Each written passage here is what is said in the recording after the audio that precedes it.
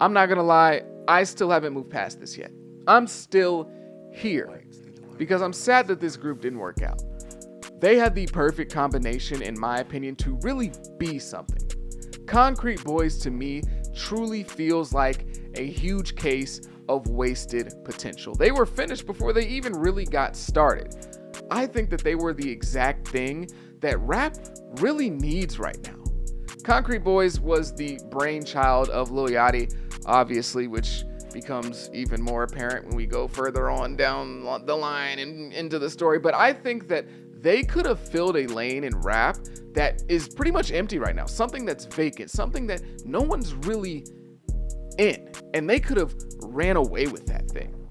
But, you know, it is what it is. It's just such a shame that this group couldn't hold it together for like a full calendar year before breaking up and throwing shade at each other online, which is the typical ending for rap groups in the internet era. But man, we couldn't hold off on this for like at least a few years. What's good, YouTube? It's Justice I used to be paying. Today I'm back with another video. And in this video, we're going to be talking about the fall of the Concrete Boys and why I think it's kind of bad for rap, and also why I'm just really sad about it because I like the group. But before we get into that, make sure you leave a like, comment, and subscribe. Do all those things. It helps me out a ton. One of the reasons why I believe Concrete Boys falling was really bad for hip hop is because we don't really have any mainstream groups. Like, rap groups don't exist in the prominence that they used to.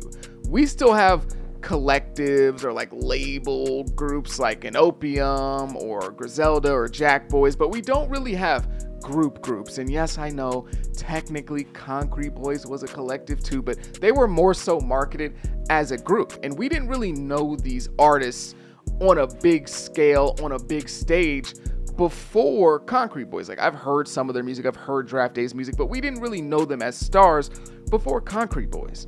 And the last real group that we had at the top of rap was the Migos, which is really crazy to me because the Migos were such a success. Like, there weren't too many musical acts of this generation, regardless of genre, that could match the star power of the Migos in the 2010s. The 2010s, the Migos from 2015 to 2018, that's a level of star power that not too many people of this generation can relate to or live up to. So logically in your head, you would think, oh my gosh, the Migos were so successful. That means that there are going to be a ton of groups following after them trying to replicate the success that they had. And you would think that's what happened.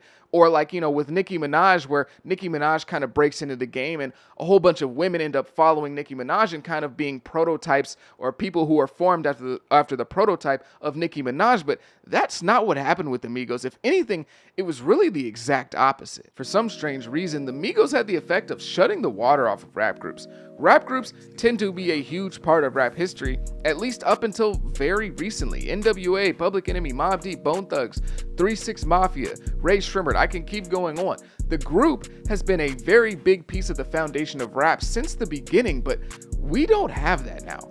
I'm not saying that the Concrete Boys would have ended up being an all-time rap group, but they were a group that had a lot of potential to give us some diversity in rap presentation that we haven't had in a while.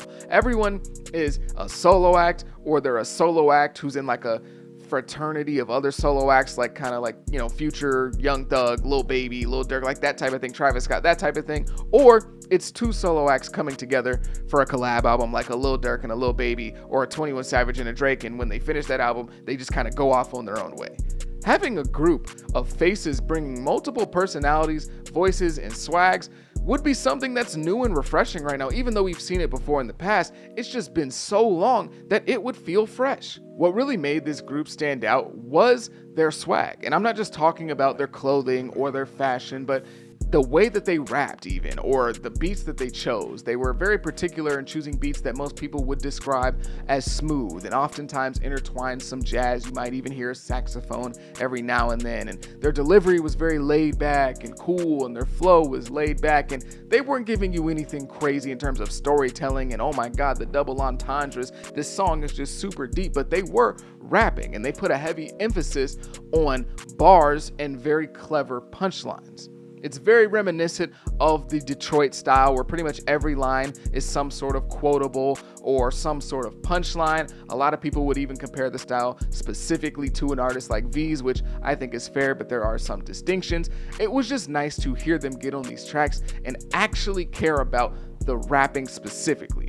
And that's been a huge complaint in rap over the last 10 to 15 years. Oh, these guys aren't actually rapping. They're not rapping. That's been a complaint that we've heard for guys like Playboi Carti and even Lil Yachty at times. So it was nice for them to have an emphasis on the lyrics and the punchlines. Their first and only album, It's Us Volume 1, was very good in my opinion. I liked that we got different combinations, multiple different combinations of group members. The album to me felt like a start to something possibly great. The album itself was good, nothing too crazy, just some perfectly chill music to throw on with some standout lines that'll make you raise your eyebrows every now and then and go, What it really felt like to me though was that these guys were building their chemistry, and that this album would be looked back on as the first instance of something greater in the future. Kind of like the first playoff run from the Warriors in 2013, where you're starting to see this team come together and build chemistry to be great in the future. And you look back on this in 5 years and you say, oh, okay, I see the signs were here. Obviously, I would be missing a major piece of this puzzle if I didn't speak on the clothing. Most of their appeal is being cool, and the clothing was a huge part of that. The Timbs and big baggy pants. Forgive me, I'm not a fashion expert, so I can't name every piece, but the style was a huge part of their appeal. If the group would have kept up their momentum that they had at one point, I don't think it's too hard to imagine that they would have been able to do a ton of stuff with clothing and merchandise and maybe even getting their own official brand. I know it became a bit controversial afterwards, but we even had the whole Lil Yachty Concrete Boys Air Force One that became a example of this. The real genesis of the Concrete Boys hype was the Off the Radar freestyle with the entire group. First off, that beat was absolutely insane, but everyone had a very good verse on that freestyle. However, the part that made the freestyle so popular was Carrahboo's part. Carrahboo's part was the part that skyrocketed to insane virality. For one, because she was the only girl in the group, but also because she went last and the beat slowed down and some 808s kicked in.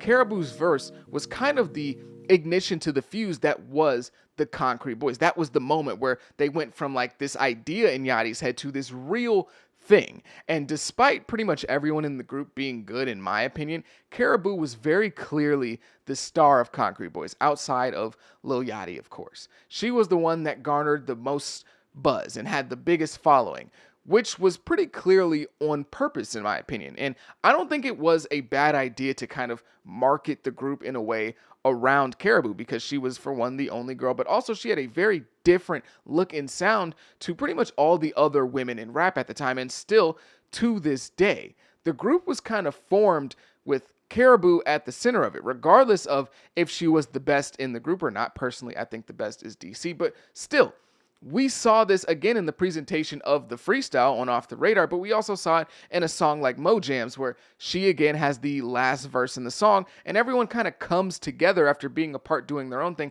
Everyone comes together to surround Carrahboo, and I don't think that that was symbolism that was unintentional. Which takes us to the issue of Carrahboo leaving Concrete Boys, or being kicked out. Whose ever story you want to believe, Carrahboo saying that they were bullying her, or Lil Yachty saying that Carrahboo's this evil, horrible person who treats people terribly, whatever you want to believe. This was the moment that massively tanked everything. Because when you build a team around a specific player with the hopes of getting that player really big and making that player a big deal, and then that comes to fruition, when you get rid of that player or that player leaves, that just messes everything up.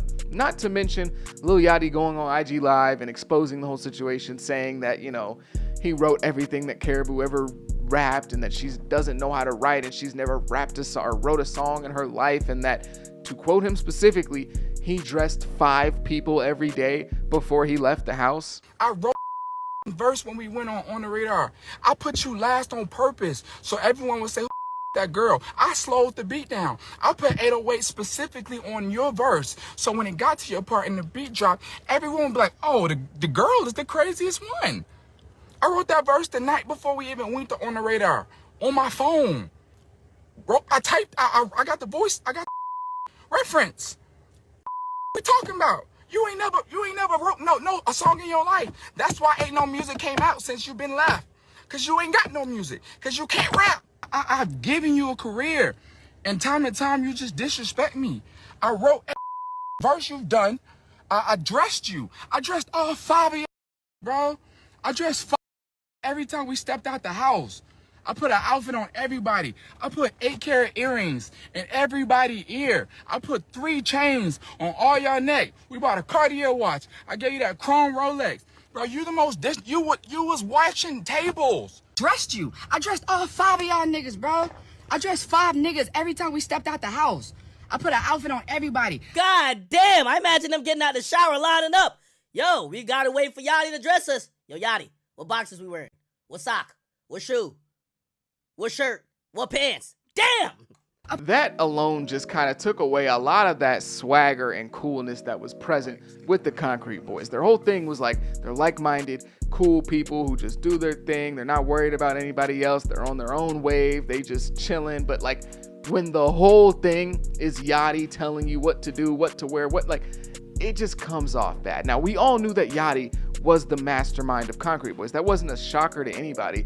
But when Yachty is telling the story and it just comes off as like, y'all pretty much ain't shit without me, how do you think the fans are going to react to that? How am I supposed to feel as a fan when Lil Yachty goes on Instagram Live and tells me that everything that's Concrete Boys is really him? At that point, I'm just looking at y'all as like Lil Yachty's puppets. Now, that obviously wasn't his intention. He was going at Carrahboo. He was mad. Like, that wasn't what he was trying to do. But the way that he spoke on that live made a lot of people feel like, man, these dudes, like, they're lame. Like, why should I care about these dudes? They're just doing whatever Lil Yachty tells them to. I understand that Yachty was trying to respond to his issue with Carrahboo online, co-signing a message that he and his crew were mistreating her, but in a way, he really did ruin the stock of the whole group when trying to expose Carrahboo for being the result of his hard work and her being ungrateful for that. The breakup doesn't necessarily have to be the end of Concrete as a group, but it definitely will be harder to regain the momentum now than it was at the beginning, especially if they plan to do so without Carrahboo. She wasn't the best within the group, but the team was built with her at the head of it, whether you like it or not. Yachty even admitted it himself. So when you take away that centerpiece, the most popular member outside of Yachty, and try to continue, it's gonna feel kind of weird to some people and the image won't be the same. It's not necessarily over for them, it's just gonna take something crazy for them to get back on track. Building around Carrahboo and then trying to continue Concrete without her is kind of like the Luka trade when it comes to the Mavs. Now, I'm not saying that Carrahboo and Luka are comparable in terms of their skills to their relative field. I know that sounds like an insane comparison to make Carrahboo to Luka Doncic, but I'm saying that the Mavs were built around Luka in the same way that Concrete was built around Carrahboo, with them at the center. They were the centerpiece. And so now the Luka-less Mavs don't feel the same. They're not the same team. It says Mavericks still, yes, but it's not the same Mavericks. In the same way that Concrete will still be Concrete without Carrahboo, it's just not the same Concrete. And that's going to be a massive hill for them to climb. I truly believe that if Concrete stayed on track, they could have been something really big. Of course, the music would have had to continue to catch people's eyes, but when you really think about it, they had no competition. There aren't too many groups to compete with. Their whole aesthetic was catching on, and they were making real waves with very little music dropped as Concrete. Literally just one album. Yet they were able to build a big following with people who really wanted to see them succeed. And I was one of those people. I hope that everyone from this group can go on to do great things in their career, whether it's together as Concrete Boys or on their own. But man, I truly believe that that original version of Concrete Boys had the potential to really be something special. Like, I think that they really could have did it big. But regardless, if you made it this far, I greatly, greatly appreciate you. Make sure you leave a like, comment, and subscribe. Do all those things. It helps me out a ton.